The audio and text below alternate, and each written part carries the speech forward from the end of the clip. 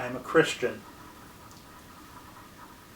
I'm a disciple and follower of the Christ of the Bible, who paid the price for all of our sin and whose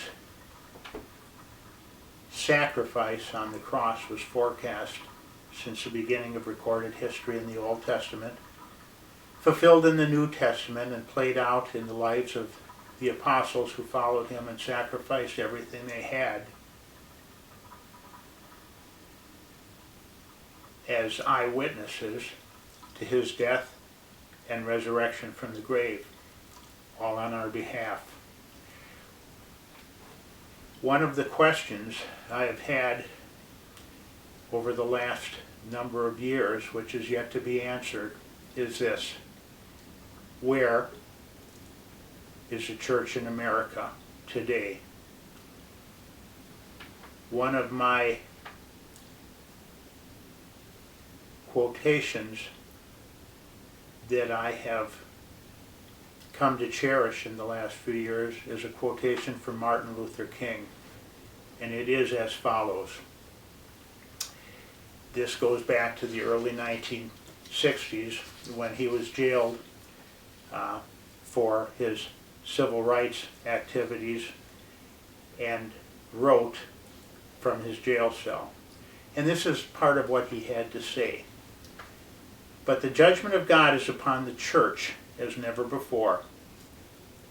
If today's church does not recapture the sacrificial spirit of the early church, it will lose its authenticity, forfeit the loyalty of millions, and be dismissed as an irrelevant social club with no meaning for the 20th century.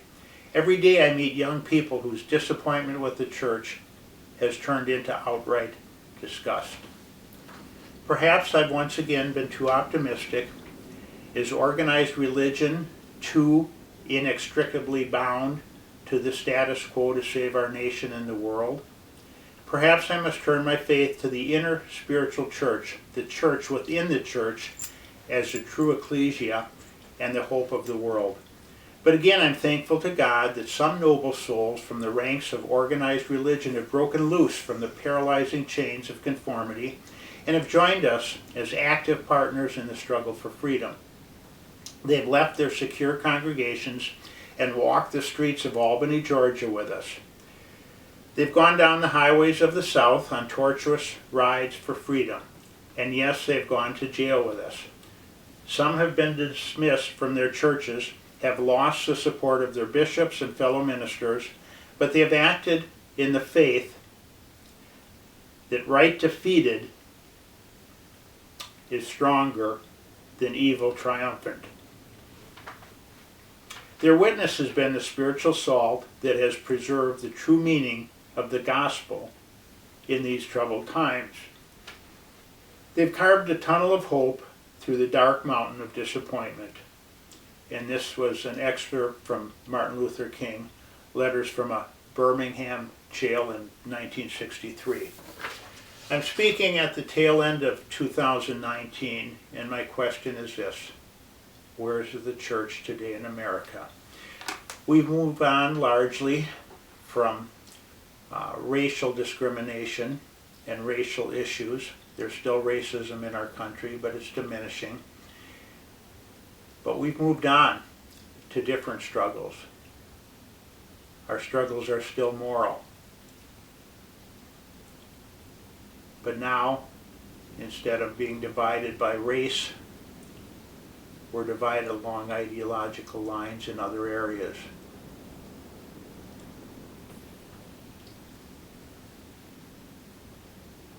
Women have now earned the legal right to murder their own children in their own womb. And the church in America is largely stone cold silent. We have the internet. You can go on the internet anytime you want and Google ultrasound videos of abortion and watch a baby fighting for its life, struggling while it's being dismembered in its own mother's womb.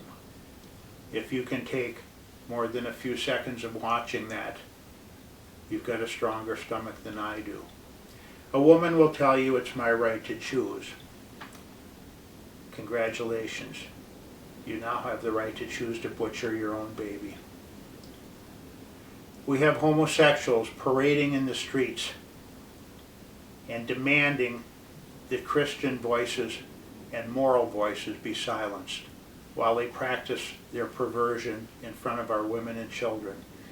Men declaring themselves now to be women and going and hanging their junk in front of our wives and daughters and granddaughters, even in the ladies' bathrooms and the locker rooms and showers of America. Our political structure not only endorses this, but they celebrate it, and the church is silent. I, for one, will not be silent. I made a decision a while back that, knowing that we're all going to have to stand before Jesus one day and give an account, whether you believe in him or not, that's a fact. And I decided I would rather give an account for what I did wrong than what I didn't do at all. There was a theologian, a Lutheran theologian, a student of the Bible and a scholar, internationally known, in his late 30s. This goes back to the late 1930s, under the era of Adolf Hitler in Germany. Dietrich Bonhoeffer was renowned and acquired a job in the United States where he could have comfortably sat out the war under Hitler. So he came to America and took a job, and at one point he attended a black gospel church in Harlem, which apparently changed his life. My own belief is he encountered Jesus in that gospel church. And he came to the conviction that he had to return to Germany. He couldn't sit out the war comfortably. I believe that he reached a point that some of us have also reached since then, which is that there is an evil so vile and so rancid in the world that decent men are compelled to act. Bonhoeffer went back to Germany, engaged in a plot to take out Hitler. He was discovered, arrested, and ultimately he was executed and hanged for treason against Hitler and trying to take him out. There's no record that he ever repented of that decision. The record shows that even in prison, under a death sentence, he ministered to those around him. And he was faithful to God right up to the point where they put a noose around his neck and hung him. Here's a quote from Bonhoeffer. Silence in the face of evil is evil itself.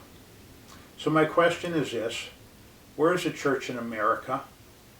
Why are we dodging the moral and social issues that people of conscience should be compelled to act out on?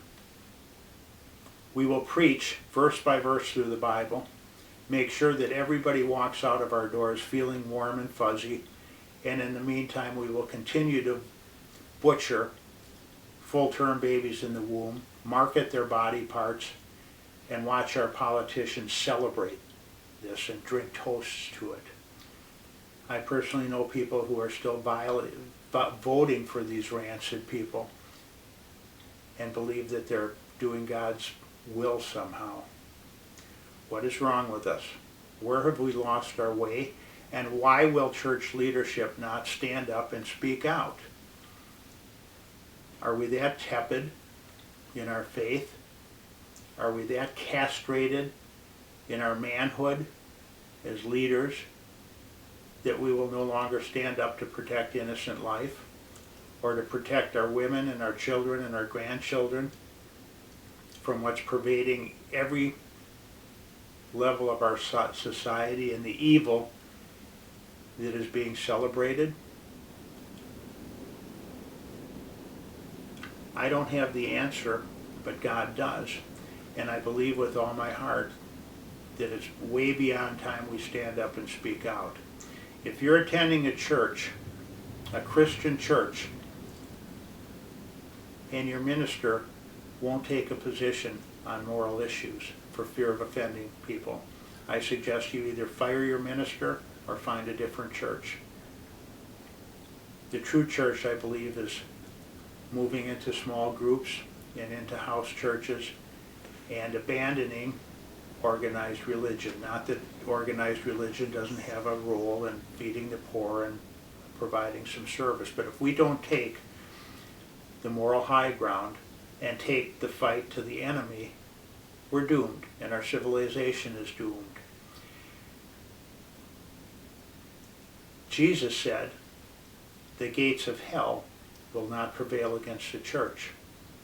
So who's on defense, the church or the gates of hell? It's way beyond time, I think, for leaders, Christian leaders, to stand up, speak out, and take the battle to the enemy, come what may.